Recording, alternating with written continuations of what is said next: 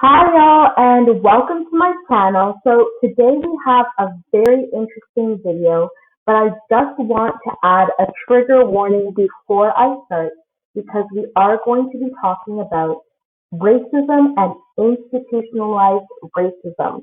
If this is a topic that is going to offend you or be touching to you, I'm just going to suggest that you find another video that is going to be a little bit more suitable for your taste or a little bit more of what you are looking for today on YouTube. So today we are going to be focusing mostly on American history because this is where many of the African Americans live today who were taken from Africa as slaves. So we do know about slavery. And we do know the horrifying conditions that the slaves had to live under during that time. But what I'm really going to be focusing on today is the time after slavery, specifically segregation. So a lot of you may not know, and a lot of people believe that institutionalized racism is something that may have happened coincidentally or passively. But today I'm actually going to show you the ways in which segregation actively institutionalized racism and some of the conditions that the Black community lives under to this day and age. So as we know, 30% of Black Americans live in poverty. 47% of Black single mothers and their children live in poverty. We do know that Black people on average make 40,000 to the 68,000 that white Americans receive. And we do know that a lot of the communities where Black people live are termed or deemed as ghettos because they have underfunded resources and facilities such as hospitals and schools. So you may wonder how this came to be, how Black America ended up in this condition, and I'm going to tell you that it actually does have a lot to do with white privilege, whether you believe it or not. So, during slavery, the first American to actually physically own a slave was a Black man. Black people did have some small freedoms. For instance, free people would often work. So slaves would often find a way to work and make a real income. However, they would have to still pay some of what they earned back to their owners because they were not freed at this time. So the idea that all Blacks do not want to work and are lazy is simply not true. After slavery was becoming abolished during the Civil War, white Americans became very angry because in the South, much of the economy and the income of the Southerners was solely dependent on free slave labor. After slavery was abolished, the South was completely poor, and many of the white Southerners had no money or had no income. So the slaves during this time, many of them relocated to communities in the North where there was no segregation and the North was industrialized. So they moved to the North to receive better paying work. But when they moved to the North, because many of the slaves simply did not have the means to get an education, they had to take low paying jobs such as seamstresses, laundresses, and other frivolous work. So when the black people did get these low-paying jobs, they could not afford to live in expensive communities. So they had to live in communities that then became the ghettos that we know today. So places such as Baltimore and Philadelphia and Chicago, where you see these high crime rates and you see a concentration of black people living in poverty, are the same places where they had to take these low paying jobs after slavery because they simply did not have the means to get an education. So, for instance, if your grandmother, there is, if your grandmother was a slave who did not have the means to get her education, sorry, if your great grandmother was a slave who did not have the means to get her education, her daughter would have been born into a poor community such as Chicago, Baltimore, and Philadelphia. And due to socioeconomic factors such as the rates of violence, the resources in this community, um, how much single parents there were, had a lot to do with whether you were able to aspire to get an education.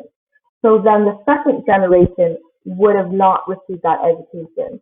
The third generation, which is also born into poverty, would have not received an education. And the fourth generation. And so it becomes a generational issue. The blacks who did not want to live in the North stayed in the South. To this day, 55% of Black Americans still live in the southern part of America, which is the same places where they had to live after slavery. In the South, there was segregation. Segregation institutionalized racism and wealth inequality for Black people because Black people and white people had to use different facilities, and the facilities allocated to the Black people were consistently underfunded. And many of the schools that the Black people had to go to were the schools that they built themselves and were seen as inferior to the schools that the white people were attending. So as you can see, if you're getting this inferior education, if you have inferior resources and facilities, if there are certain jobs where you are not allowed to work, then this creates the socioeconomic factors which can create generational after generational poverty. Another factor that led to the wealth inequality in America today is the fact that a lot of Black Americans were being over-policed and mass incarcerated. After slavery, in certain communities, such as Chicago, there were still a lot of violent crime. It is actually the same as it was back then as it is today. America is just as segregated as it was back then as it is today because Black people still live in the communities where they lived after slavery. So many of the Black men were violent, and a lot of these Black men were being imprisoned, which meant a lot of Black mothers had to become single mothers. So whether or not you are born to a two-parent family or whether or not your mother has the resources to raise you does have a lot to do with whether or not you will grow up to become a successful academic. Now, the thing about the mass incarceration of the Black men, the reason they were violent could have been that that was simply the same culture as the culture that there was in Africa. So these people were already violent, or it could have been the trauma of the physical and emotional and mental abuse of slavery that caused a lot of these black men to become violent and go into crime. However, during this time, after the Civil War, the white Southerners were very poor, and they blamed this on the fact that they were no longer allowed to have slaves. To this day, many of the southern states, such as Mississippi, that were formerly in the Confederacy, represent some of the poorest states in America to this day.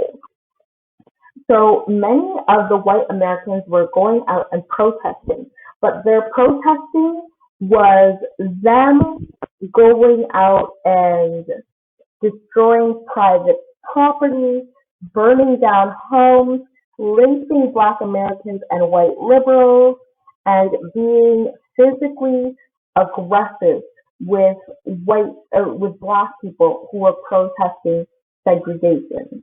So when you see a lot of people today saying, "Oh, well, black people are victimizing themselves by going out and protesting, and they're destroying private property, and they're looting and rioting," this is the same thing that the white Americans were doing after slavery in order to try and put more money in their pockets and to ensure that black people would not make a reasonable income or the same amount of income as them. So many of these white supremacists turned to vigilantism. Many of them were simply murdering black people and white people based solely on false accusations. Many of them were physically violent and abusive. But these men were not seen as criminals, they were seen as vigilantes. So, as you can see, during that time, if there had been different laws or if there had been um, no racism in the South, many of these white men would have also been in prison for the things that they did. So this is how it created a system of the mass incarceration and the over policing of blacks, which leads to a lot of the socioeconomic factors, such as single parenthood, that the black community still faces to this day. Also, after slavery, there was something called the Homestead Act. The Homestead Act was essentially this agreement that anybody, black, white, immigrant, except for the Native Americans and the indigenous people, could get free land in the Midwestern states if they agreed to farm the land and build a house in a certain period of time. So overwhelmingly, white people took this opportunity and were able to receive free land, build farms, and build homes in this community. To this day, the Midwestern states have the highest concentration of white Americans in the United States. And they say that the Homestead Act is responsible for about 25% of the generational wealth passed down through the white community to this day. So the reason that many black people would have simply not had or taken this opportunity was because many of them lived in the South. The Homestead Act was put in place during the Civil War, and the opportunity for the free land was not available to disloyal Southerners, and there was only one office where you could file the paperwork for this kind of opportunity. So many of the blacks simply would have not had the opportunity to take advantage of this. Also, the fact that many of the black people would not have had the means to start their own farm, to have the tools and the seeds and the wood that you would have needed to take advantage of this opportunity. It was overwhelmingly given to white people. So to this day, that is what creates the wealth inequality between black and white Americans. It was not something that passively happened by unknown circumstances. It was an exact result of segregation and racism in the southern states. So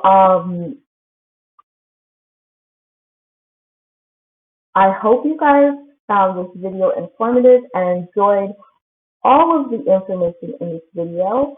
Please let me know what you think, any more things that you may have learned about slavery and segregation during this time, and please comment, like, and subscribe. All right, bye.